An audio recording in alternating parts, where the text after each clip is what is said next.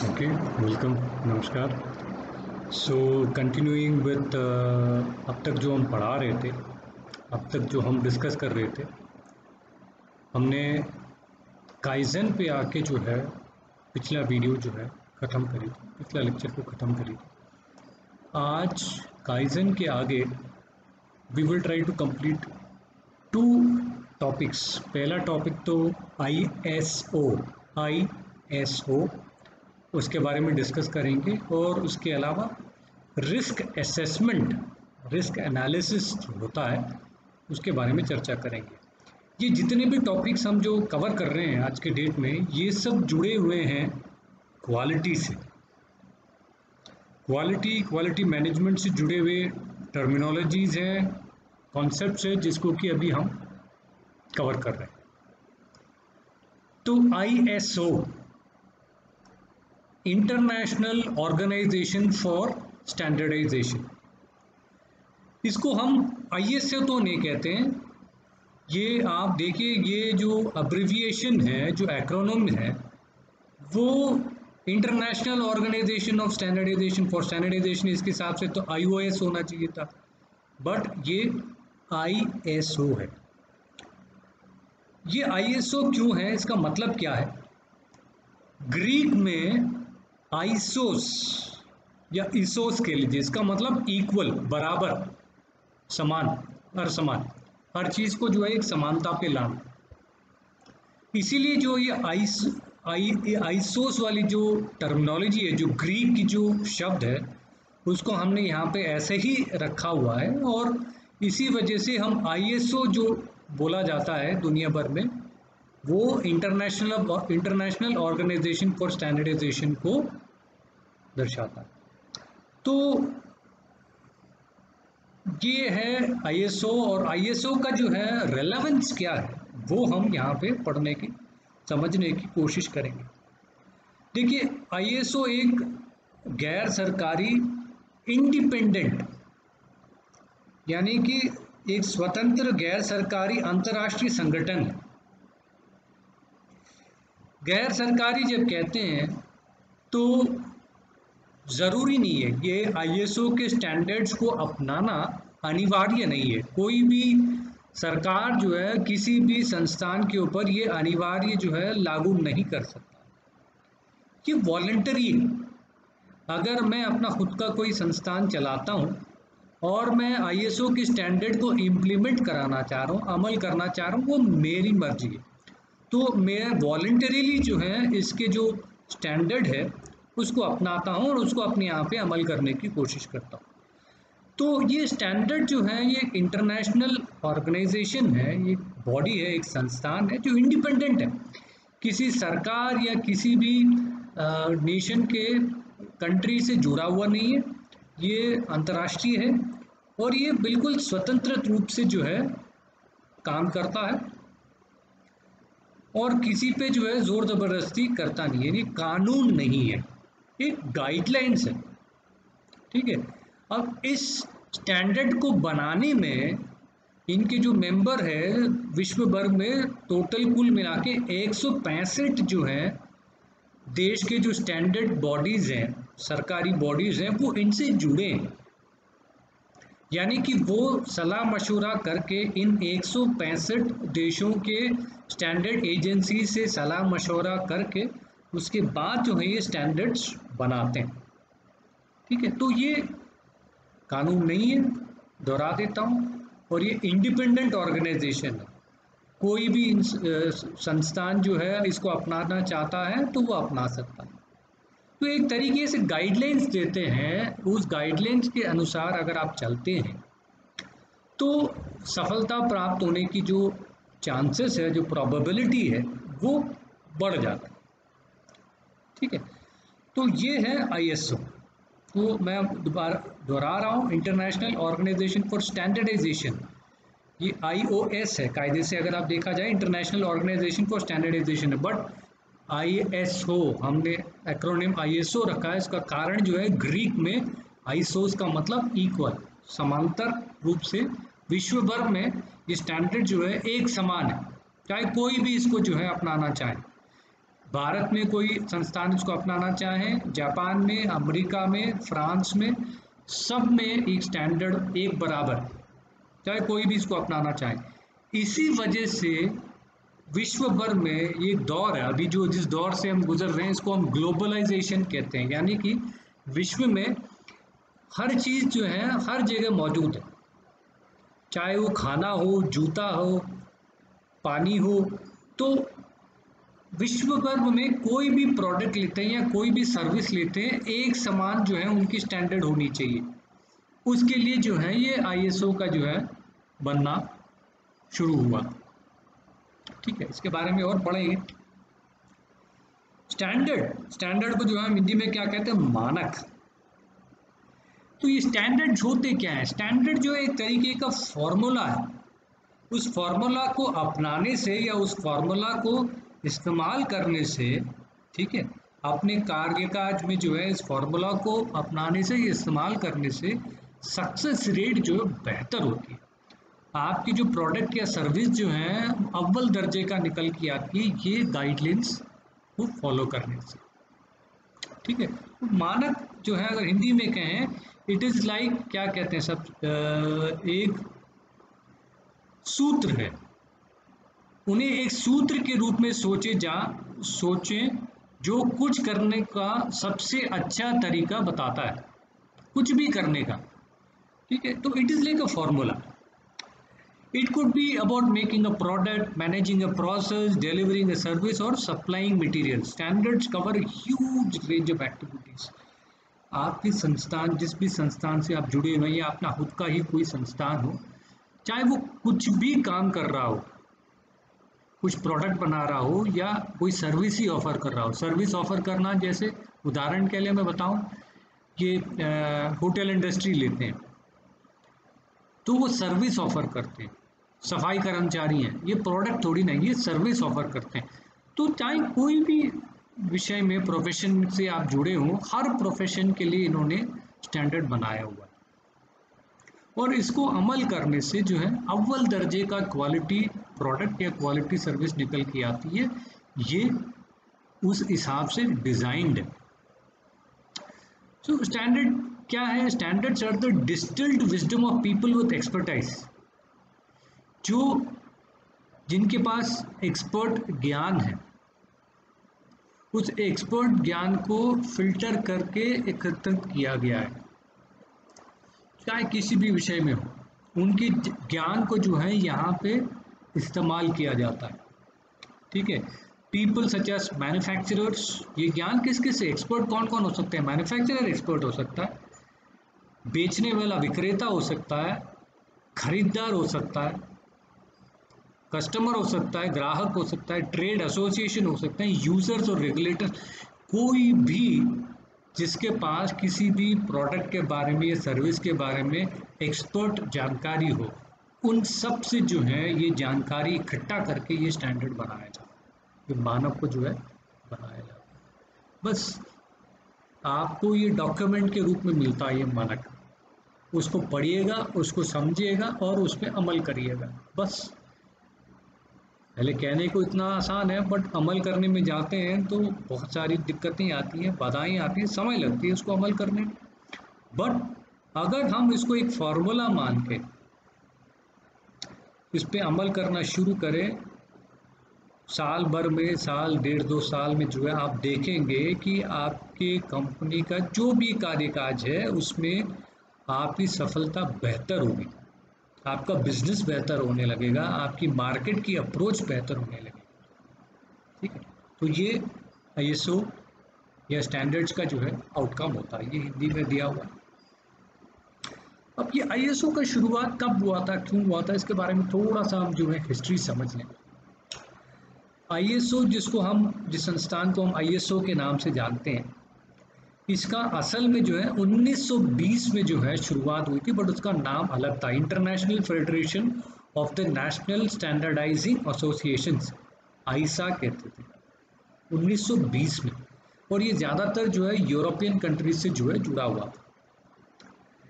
अब ये क्योंकि दूसरा विश्व युद्ध शुरू हो गया था, उस दौरान जो है ये पूरा संगठन जो है आईसा का संगठन जो है बिखर गया था, बंद कर दी गई थी।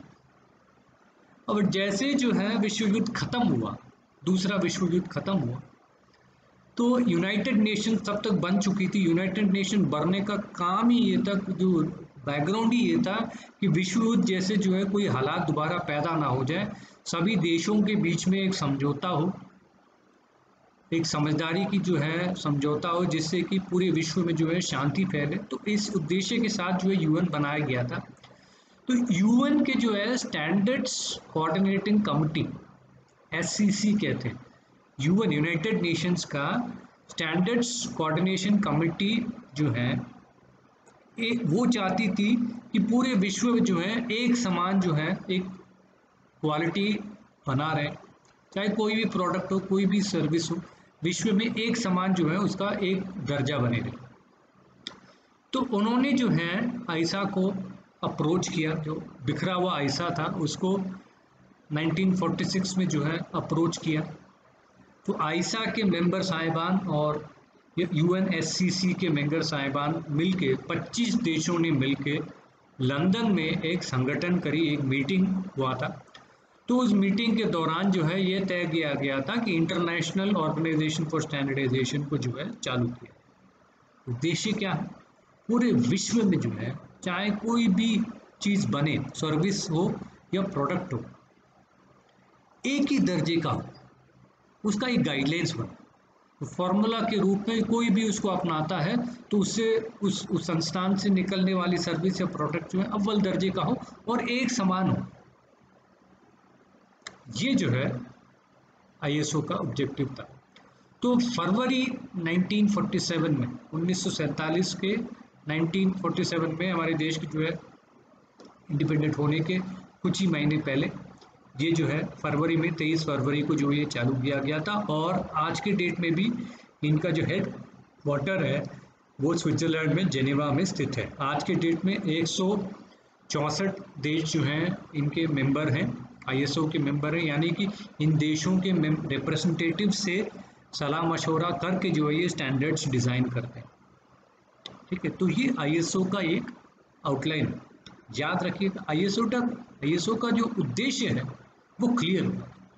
आईएसओ का उद्देश्य है मतलब विश्व भर में जब हर चीज़ हर देश में मिलने लगा, इंडिया का प्रोडक्ट जो है अमेरिका में मिलता है, जापान में मिलता है, फ्रांस में मिलता है, उनके प्रोडक्ट्स हमारे देश में मिलते हैं, है ना। तो ये प्रोडक्ट की जो क्वालिटी है, उसका जो दर्जा होना चाहिए पूरे देश में एक ही दर्जा होना चाहिए, जिससे ग्राहकों को जो है लाभ फायदा हो। That is the objective.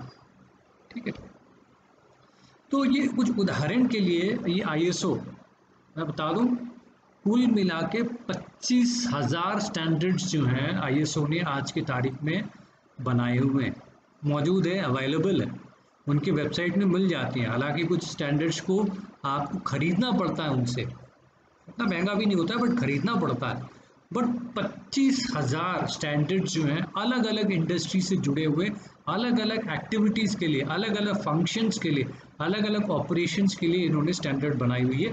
25,000 से भी ज़्यादा। तो कुछ उदाहरण के लिए यहाँ पे दिखाया हुआ है जो कि आज के डेट में पूरे विश्व में जो है सबसे ज़्यादा अपनाया गया जो स्टैंडर्ड्स हैं विश्व भर में, हर देश में जो है इन स्टैंडर्ड्स को, ये बहुत कॉमन स्टैंडर्ड्स हैं जिनको कि अपनाया जाता है।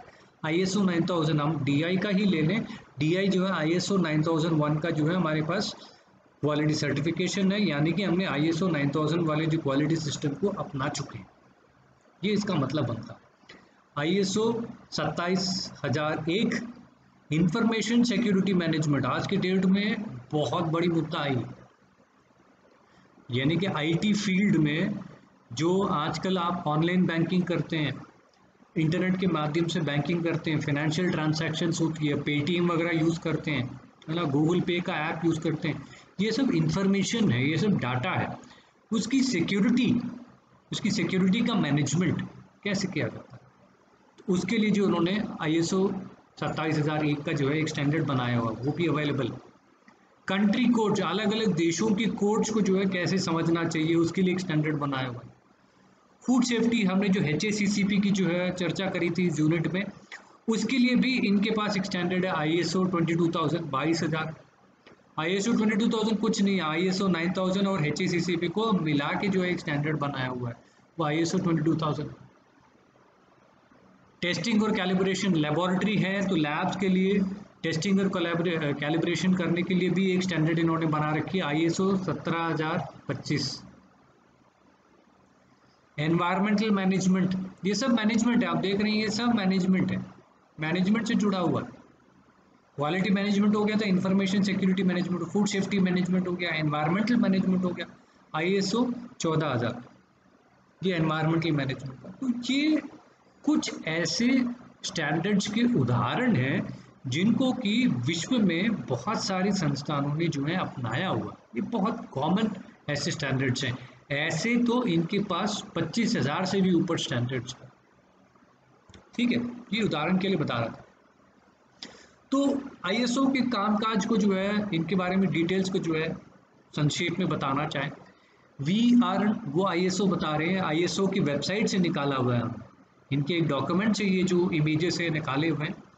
We are independent non governmental organization, स्वतंत्र रूप में काम करते हैं और किसी भी सरकार की जो है साथ जुड़े हुए नहीं है, सरकार नहीं है ये, यानी कि इनका बनाया हुआ कानून नहीं होता है, एक गाइडलाइंस है, अपनाना चाहे तो अपनाए, नहीं अपनाना चाहे अपना, जोर जबरदस्ती नहीं है, बट इनके स्टैंडर्ड्स को अपनाने से सफलता बेहतर मिलती है। We are a global network of national standards bodies with one member per country.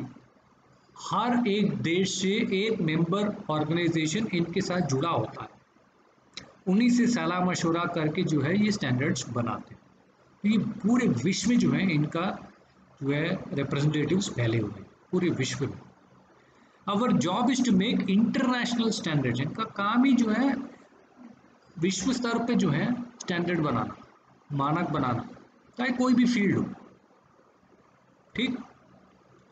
We are coordinated by central secretariat in Geneva Switzerland, इनका जो जैसे मैंने बताया हेडक्वार्टर जिसको ये लोग सेंट्रल सेक्रेटेरिएट कहते हैं वो जेनेवा में है, स्विट्जरलैंड में। We are not for profit, इनको कोई जो है लाभ या पैसे का कोई वो नहीं होता, ये नॉन प्रॉफिट ऑर्गेनाइजेशन है। ये लोग selling our standards allow us to finance their development in a neutral environment to maintain them and to make new ones. ये अपने स्टैंडर्ड्स को बेचते हैं फायदे के लिए नहीं, उससे जो उनको आमदनी होती है वो आमदनी से और नए स्टैंडर्ड्स और पुराने स्टैंडर्ड्स को ही बेहतर करने में जो है इनको एक जो है सुविधा हो जाती है। तो हर काम के लिए पैसे तो सही होती है, तो किसी से ये लोग पैसे मांगते नहीं है, ये जो स्टैंडर्ड्स बेचते हैं उसी से इनको जो पैसा मिलता है उसी के आधार पर जो है आगे स्टैंडर्ड्स को बेहतर करना और नए नए स्टैंडर्ड बनाने के लिए इनको जो है मौका मिलता है। ISO provides a platform for developing practical tools through common understanding and cooperation with all stakeholders. एक मतलब प्रैक्टिकल टूल बनाने में जो है ISO जो है बहुत बड़ा इंपॉर्टेंट रोल पैदा करता है। ये लोग करते क्या है, ये जब स्टैंडर्ड बनाते हैं ना, उस स्टैंडर्ड बनाते में आपके संस्थान से जुड़े हुए वो हर एक व्यक्ति को जो है ध्यान में रखते हुए आपके कार्य में, कामकाज में जितने भी लोग जुड़े हुए, चाहे एम्प्लॉय हो, सप्लायर हो, वेंडर हो, आपकी जो इमीडिएट सोसाइटी हो, आपके ग्राहक हो, इन सबको नज़र को रखते हुए इन सबको जो है मद्देनज़र रखते हुए ये लोग स्टैंडर्ड बनाते हैं जिससे कि सबको फ़ायदा हो, सबको जो है बेनिफिट हो। तो ये स्टैंडर्ड बनाते हैं, ऐसा नहीं कि सिर्फ कंपनी का प्रोग्रेस होना चाहिए, समाज को भी फ़ायदा होना चाहिए, समाज को नुकसान नहीं होना चाहिए, पर्यावरण को भी फ़ायदा होना चाहिए, पर्यावरण को नुकसान नहीं होना चाहिए, है ना, ग्राहक को फ़ायदा होना चाहिए, जाहिर सी बात है। आपकी कंपनी में जो एम्प्लॉयज़ काम करते हैं उनको भी फ़ायदा होना चाहिए, उनको नुकसान। तो हर नज़रिए से जो है सोच के समझ के जो लोग स्टैंडर्ड्स बनाते हैं। कितने मेंबर साहिबान हैं एग्रीकल्चर के मामले में, ये जो स्टैंडर्ड है ये खासकर एग्रीकल्चर की बात करती है। 162 I don't know what to call it in Hindi, 162 members हैं। कितने टोटल इंटरनेशनल चैनल है, 21,500 स्टैंडर्ड जो है आज की डेट में इनके पास बनाया हुआ है इन्होंने। हर महीने जो है आज की डेट में ये 100 नए स्टैंडर्ड्स बनाते हैं, हर महीने सो इमेजिन इनकी कैपेसिटी क्या है। कितने टेक्निकल कमिटीज़ हैं? 247, 247 जो है इनके पास टेक्निकल कमिटीज़ हैं जो चर्चा करती है, आपस में वाद विवाद करके जो है स्टैंडर्ड्स बनाती है। ये विश्व भर में चल रहा है इनका काम। अब क्योंकि आप एग्रीकल्चर से जुड़े हुए हैं, एग्रीकल्चर में भी इनका बहुत बड़ा योगदान है, ठीक है। एग्रीकल्चर से जुड़े हुए भी इनका जो है स्टैंडर्ड्स है। इनफैक्ट इनका वेबसाइट अगर आप देखेंगे, आईएसओ ने एग्रीकल्चर के लिए, खास एग्रीकल्चर के लिए एक पूरा का पूरा डॉक्यूमेंट छापा हुआ है। ये जितने भी मैंने यहाँ पे इमेजेस आपको डाले हुए हैं उसी डॉक्यूमेंट से मैंने उठाया हुआ है। आईएसओ ने तकरीबन 1000 जो हैं स्टैंडर्ड्स बनाए हुए हैं, 1000 स्टैंडर्ड्स सिर्फ एग्रीकल्चर के लिए, अलग अलग फील्ड के। इसको अपनाने वालों को कौन कौन को, किन किन को फ़ायदा होता है? इंडस्ट्री वालों को फ़ायदा होता है, कंज्यूमर को फ़ायदा होता है, और रेगुलेटर्स को फ़ायदा होता है। रेगुलेटर यानी कि जो कानून बनाते हैं, नियम बनाते हैं, भारत सरकार है ना, आईकार है ना, Indian council for agriculture research, ये लोग सब जो है कानून नियम बनाते हैं, उनको भी आईएसओ की स्टैंडर्ड से जो है फ़ायदा होता है। कंज्यूमर जो ग्राहक होते हैं, जो खरीदार होते हैं, उनको जो है आईएसओ स्टैंडर्ड से फ़ायदा होता है। इंडस्ट्री वाले, उनको भी जो है आईएसओ स्टैंडर्ड से फ़ायदा होता है, ठीक है। नाउ आईएसओ जो है एग्रीकल्चर के फील्ड में किन किन चीज़ों में जो है उन्होंने स्टैंडर्ड्स बना रखे हैं, आप देखो। Tractors and machinery for agriculture, tractor बनाने और मशीनरी बनाना, अलग अलग टूल्स बनते हैं, औजार आते हैं आपके एग्रीकल्चर के, इन सब में जो आईएसओ जुड़ी हुई है। ट्रैक्टर बनाने तक का जो है इन्होंने आईएसओ का स्टैंडर्ड बना रखे कि ट्रैक्टर जो है कैसी बननी चाहिए, क्या डिज़ाइन होनी चाहिए, उसका काम कैसा होना चाहिए। स्टैंडर्ड्स अवेलेबल हर एक मशीन के लिए अवेलेबल। इरिगेशन, इरिगेशन के टूल्स, इरिगेशन का सिस्टम, उसके लिए इन्होंने स्टैंडर्ड बना रखे हैं।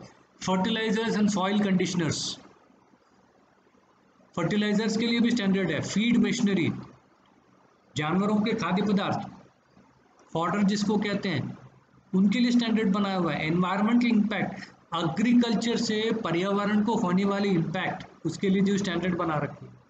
प्रोटेक्टिव क्लॉथिंग, जो लोग जो है कीटनाशक दवा छिड़काते हुए चलते हैं, वो लोग जो है क्या प्रोटेक्टिव क्लॉथिंग पहने जिससे उनको जो है उस कीटनाशक दवा से जो है नुकसान ना पहुंचे, उसके लिए भी इन्होंने स्टैंडर्ड बना रखी है।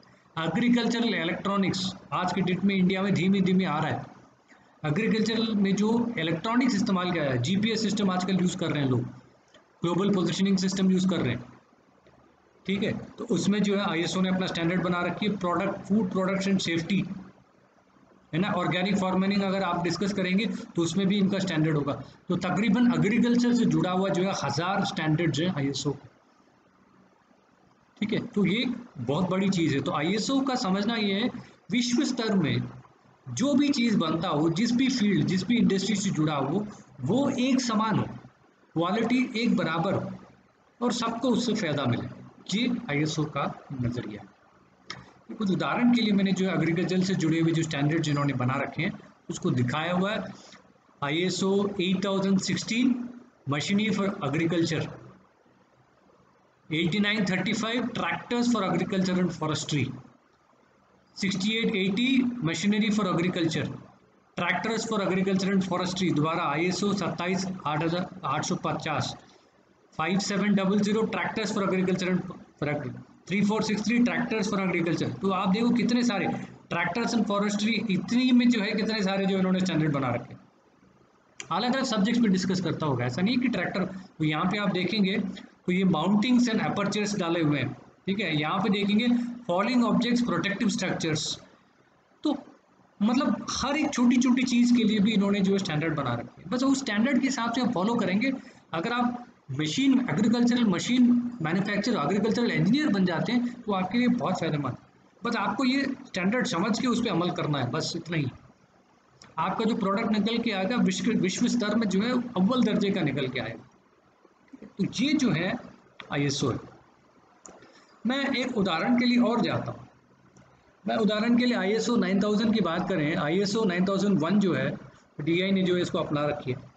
तो आईएसओ 9001 आप देखेंगे तो टोटल क्वालिटी मैनेजमेंट का रूबरू वही चीज़ें जो है ये चर्चा कर रही है, रूबरू। तो ये प्रिंसिपल्स इनका यही है। ये प्रिंसिपल आपने PQ में भी डिस्कस किया हुआ है। आप गौर करेंगे तो customer focus, leadership, engagement of people, process approach, continual improvement, evidence based decision यानी कि फैक्ट्स बेस्ड डिसीजन मेकिंग और रिलेशनशिप मैनेजमेंट, ये सब as it is total quality management का इन्होंने यहाँ पे लगाया हुआ। क्योंकि ISO 9001 क्वालिटी मैनेजमेंट की बात करती है, ISO 14000 एनवायरमेंटल मैनेजमेंट की बात करती है, ISO 22000 फूड सेफ्टी मैनेजमेंट की बात करती है। ठीक है, तो ये जो है आपके सामने जो यहाँ दिखा रहे हैं, हम उदाहरण के लिए दिखा रहे हैं, तो ISO किसके बारे में बात करती है? क्वालिटी के बारे में बात करती है। ओवरऑल किसी भी विषय में अव्वल दर्जे का जो है सर्विस और प्रोडक्ट बना, ये ISO है। तो ISO हमने आपको अभी समझा दिया। ISO के बाद जो चर्चा करने वाली जो टॉपिक है वो है रिस्क असेसमेंट। ठीक है, कोई आप कंपनी चला रहे हैं, अपना खुद का जो है कोई कंपनी खोलना चाह रहे हैं, कोई भी संस्थान जो है, आप संस्थान में बैठे उस बिजनेस, उस फील्ड से जुड़े हुए रिस्क को समझना जरूरी है। रिस्क को हम कह सकते हैं जोखिम, को समझना जरूरी है ना। तो रिस्क को समझना जो है, आउटलाइन यहाँ पे बता दे, होता क्या है रिस्क असेसमेंट में? Identify process and situation that may cause harm particular to people.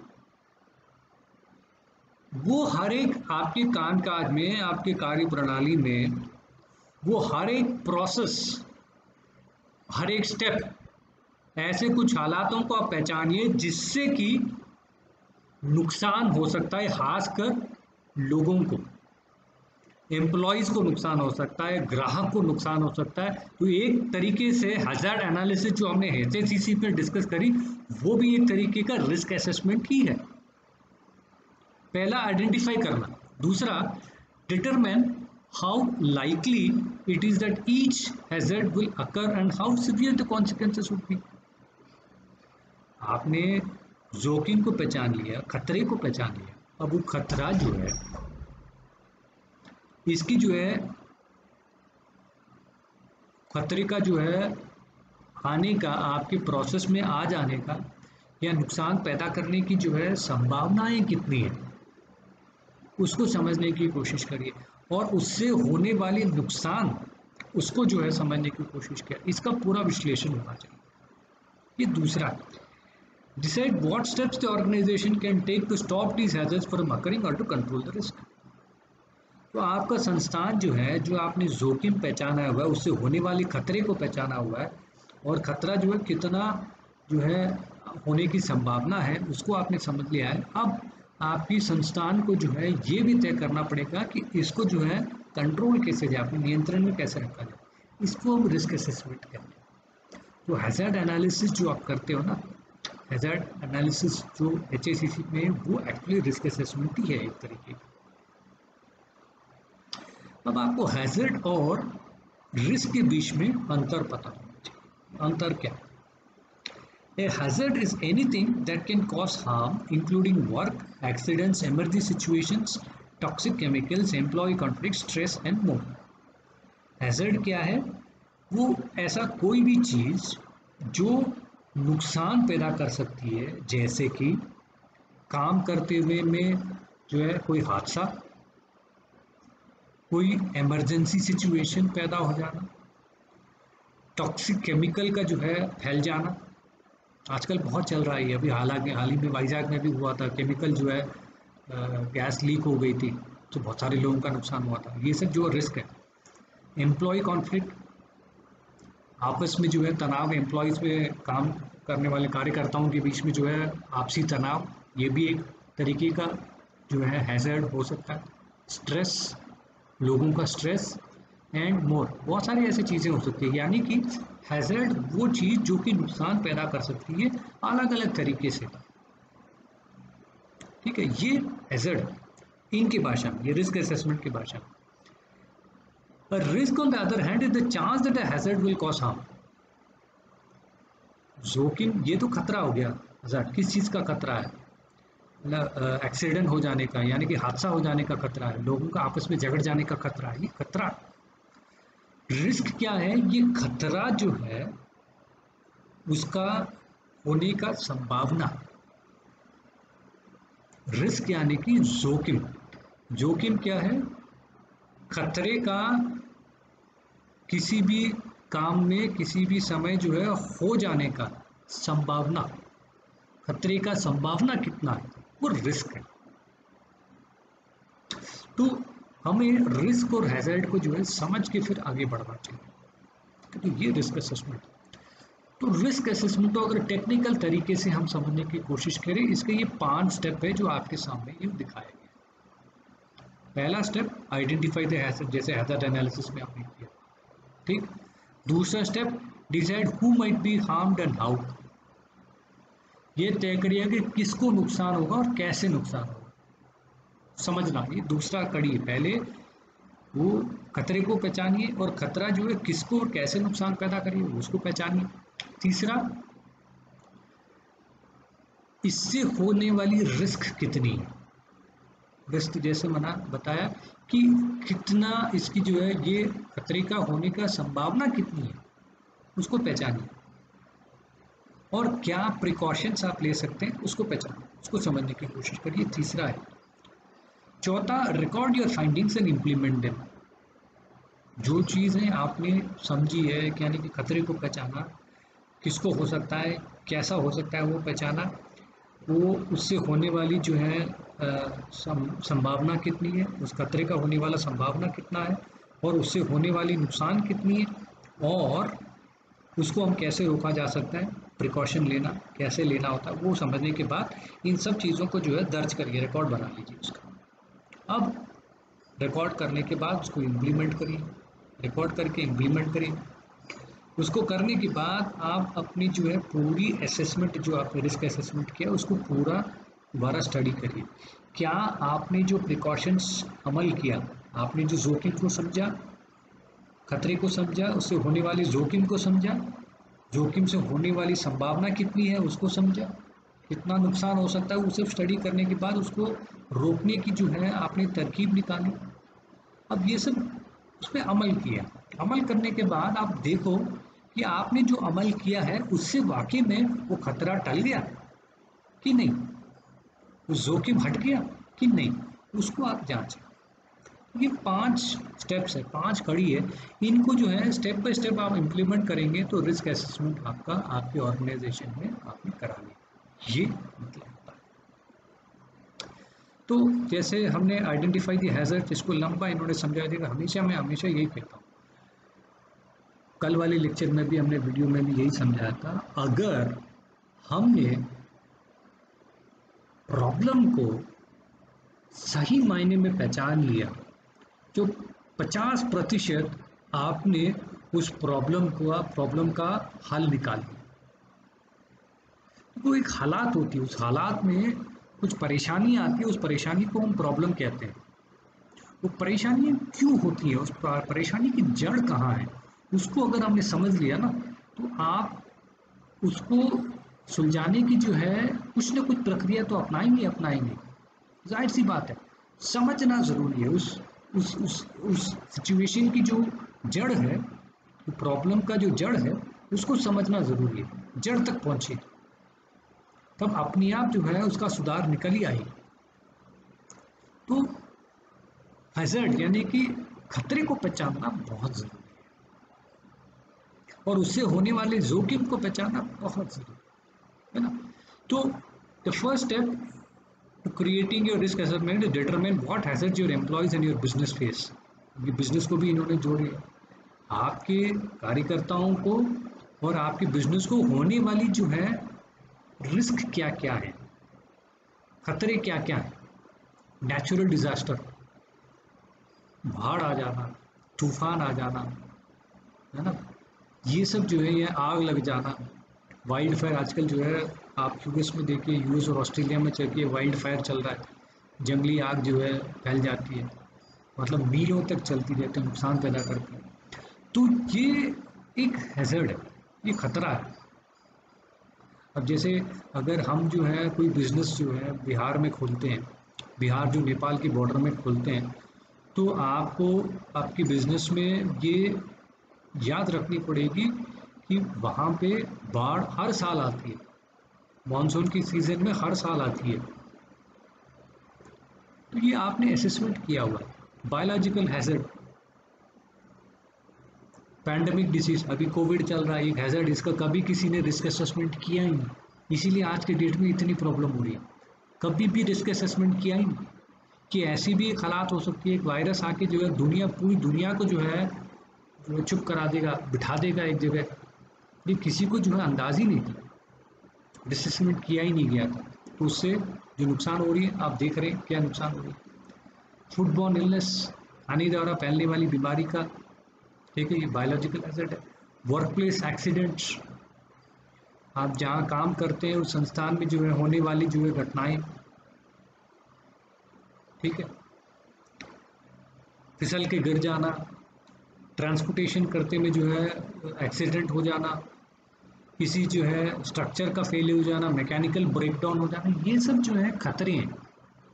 ये सब चीज़ों को, हर चीज़ को जो पहचानना ज़रूरी होता है। इंटेंशनल एक्ट्स, जानबूझ के किए हुए होने वाले खतरे, जैसे लेबर जो है झंडा लेके स्ट्राइक पे चले गए, ठीक है, बॉम्ब थ्रेट्स, किसी ने जो है आतंकवादी ने जो है आपकी फैक्ट्री में बम लगा दिया, या चोर घुस बैठे, डकैती हो गई, ये सब चीज़ें जो है इंटेंशनल एक्ट से जो भी खतरे हैं, ये भी खतरे हैं एक तरीके के।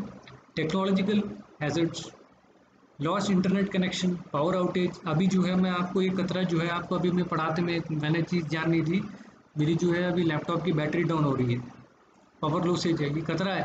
मैं पढ़ाते पढ़ाते बंद हो जाएगा तो मैं दोबारा पूरा रिकॉर्डिंग करनी पड़ेगी, इसलिए आप एक मिनट होल्ड करें, मैं उस खतरे को जो है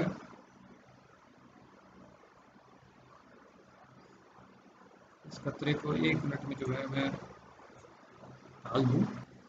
चलिए, ये रिस्क मैनेजमेंट हमने ढंग से किया नहीं तो है, तो यूर बैक। हाँ जी, तो पावर फेलियर हो जाना, आप प्रोडक्शन कर रहे हैं, मान लीजिए प्रोडक्शन करते में आपने पावर फेलियर को कभी कंसिडर ही नहीं किया, तो अपना प्लान आप खुद अपने आप कुछ न कुछ बनाते जा रहे हैं, नुकसान ही होना है वो, नहीं।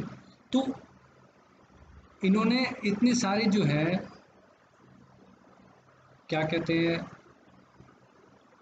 खतरों का जो है इन्होंने स्टडी करके जो है लिस्ट बना दी है, उदाहरण के लिए बता रहे हैं।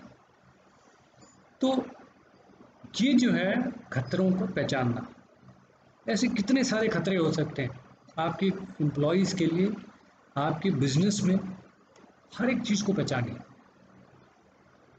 ये बहुत इंपॉर्टेंट है। Look around your workplace and see what process activities potentially harm your organization. Include all aspects of include remote workers and non-routine workers. हर एक आपके कामकाज से जुड़े हुए खतरों आपको पहचानना होगा। हमारे देश में ये बहुत बड़ी कमी है, इसकी तरफ जो कोई देखता ही नहीं, जो चल रहा है चलने जाए, जब आफत आएगी तब देखी जाएगी, ये हमारा नज़रिया होता है हमेशा, जबकि ऐसा होना नहीं चाहिए। ओके, रिस्क असेसमेंट इसी के बारे में बात कर रहा है, तो आइडेंटिफाई दी हैजर्ड सबसे पहले। दूसरा, determine who might be harmed and how. आपने जो खतरा जिनकी जो है आपने सूची बनाई है, आपने पहचानी है, उससे किसको खतरा होगा और किस हद तक खतरा होगा, कैसे खतरा होगा, उसको पहचानो। बिजनेस को खतरा होगा, आपके सप्लायर को खतरा होगा, आपके वेंडर को खतरा होगा, आपके ग्राहक को खतरा होगा, किसको, आपके एम्प्लॉय को खतरा होगा, किसको खतरा होगा, ये पहचानिए। और किस हद तक खतरा हो सकता है, कैसे खतरा है, ये पहचानिए, तभी जाके आप उसको रोक लगा सकते हैं। इसके बारे में हम पढ़ेंगे अभी। Evaluate the risk and take precautions, होने वाली जो जोखिम है उसको पहचानिए, वो खतरे से होने वाली जो जोखिम, कितना जोखिम में डालेंगे अपने आप को आप, उसको पहचानिए और प्रिकॉशंस लीजिए कि वो खतरा टल जाए, हादसा कुछ हो ही नहीं, उसके लिए आप क्या कर सकते हैं। तो आप प्रिकॉशनरी मेजर्स लीजिए, है ना। तो जैसे फर्श है, फिर चिकनी फर्श है, दूध वाला काम है, डेयरी में जो है चिकना फर्श डला है, क्या होगा, कोई कैन लेके आते में गिर सकता है फिसल के, तो चिकना फर्श हटा दो, ऐसा कुछ फर्श डालो जिससे कि जो है वो फिसलने का डर ही ना हो, ख़त्म ही हो जाए। अगर ऐसा सिचुएशन है कि वो फर्श नहीं हट सकता, अब इतना तो रखो कि कम से कम जो है कोई गिर जाए तो उसके लिए फर्स्ट एड तो रखो, नुकसान ना हो। आप जो है बिजली के साथ काम कर रहे हैं तो बिजली के उपकरण हैं, बिजली के उपकरण के चारों तरफ जो रबर की मैटिंग डालो जिससे कि जो है करंट ना लग जाए किसी को। पानी को दूर रखो। आग फैलने का डर है तो फायर एक्सटिंग्विशर जो है आसपास होना चाहिए। तो ये सब जो है प्रिकॉशंस हैं जिनको कि आपको समझ के आइडेंटिफाई करके अमल करना पड़ेगा। आपने ये सब चीज़ें अमल कर लिया, उसको रिकॉर्ड करिए, दर्ज करिए और इम्प्लीमेंट करना शुरू करिए, अमल करिए उस पर कि कैसे प्रिकॉशंस को जो है लगा सकते हैं, इम्प्लीमेंट कर सकते हैं, उसको अमल करना शुरू करिए और देखिए वो जो प्रिकॉशन आपने अमल करना शुरू किया उससे जो है हादसा होना कम हुआ कि नहीं, घट गया कि नहीं, उसको स्टडी करना पड़ेगा। तब जाके आपकी जो प्लान है वो मान्यता होगी उसकी, नहीं तो कोई मान्यता नहीं है। राइट। एंड इसके लास्ट में जो है पूरी प्रोसेस को जो है आप रिव्यू करिए, यही चीज़ हमने बताया। आपने जो प्रिकॉशंस आपने जो इम्प्लीमेंट किया उसको स्टडी करिए, उससे हादसा कम हुए नहीं हुए उसको पहचान के फिर ज़रूरत पड़े तो सुधार लाइए प्रिकॉशन में, और उस साइकिल को जो है बराबर लगातार कंटिन्यूसली देखते रहिए। ये जो है रिस्क असेसमेंट है जिसको कि हमने यहाँ पर समझा। अब देखिए रिस्क असेसमेंट करते में ऐसा कोई चार्ट बनता है, ये चार्ट को जो है गौर से समझने की कोशिश करें, है ना। रिस्क को जो है 3 कैटेगरी में समझ लेते हैं, low risk, medium risk, high risk, है ना। लो रिस्क, मीडियम रिस्क और हाई रिस्क, 3 कैटेगरी में समझ लेते हैं। तो यहाँ पे जो लाल में जो दिखाया गया है ये बहुत हाई रिस्क है, यहाँ पे जो ग्रीन में दिखाया गया है ये लो रिस्क है। कैसे तय करते हैं, इन्होंने ग्राफ बनाया, प्लॉट सा किया है, एक तरफ को इन्होंने प्रोबेबिलिटी यानी कि संभावना, किसी भी हादसे का होने का संभावना, किसी भी खतरे का होने का संभावना कितना है उसी को हम रिस्क कहते हैं, और दूसरी तरफ इन्हें डाला उस हादसे से होने वाला नुकसान, उसको दूसरी तरफ में प्लॉट किया। तो यानी कि संभावना rare, unlikely, possible, probable, highly probable, यानी कि हो ही नहीं सकता, वो रेयर होगा तो पता नहीं 10-20 साल में एक बार होगा, वो रेयर हो गया। अनलाइकली बहुत कम, हाँ हो सकता है, ये कैटेगरी है, भाई होने का चांसेस ज़्यादा है, एक है होने का चांसेस बहुत ज़्यादा है, तो इन्होंने इसको 5 कैटेगरी में बांटा हुआ, संभावना है, ठीक है। और दूसरी तरफ हमने इम्पैक्ट, होने वाला नुकसान, low impact, very low impact, छोटी सी जो है अगर होगा तो भी छोटा सा कुछ होगा, ठीक है, वो लो इम्पैक्ट। फिर लो, मीडियम इम्पैक्ट, अरे यार हो जाएगा बट पता नहीं।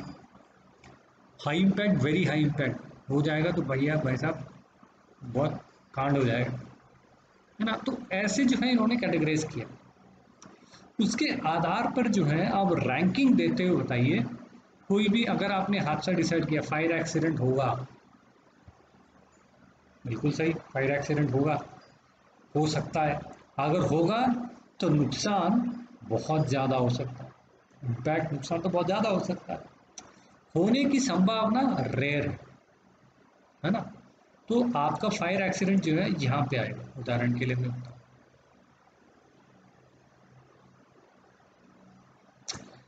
तो ऐसे जो है आप रिस्क को जो है स्केल करते हैं, लो, मीडियम और हाई, ऐसे रिस्क को जो है नापा जाता है और इसके बेसिस में रिस्क की जो सिवियरिटी है वो तय किया जाता है, कितना बहुत बड़ा रिस्क है भैया ये छोटा रिस्क है। कोई जो है जैसे हम आगरा में बात करें तो टोरेंट पावर में काम कर रहे हैं, कोई बिजली के जो उपकरण को रिपेयर करने वाला काम है, यूपीपीसीएल में काम कर रहे हैं, खंबे पे चढ़ के जो है ट्रांसफार्मर वगैरह सही करते हैं, बहुत बड़ा खतरा है। रिस्क को कैसा टाला जाए?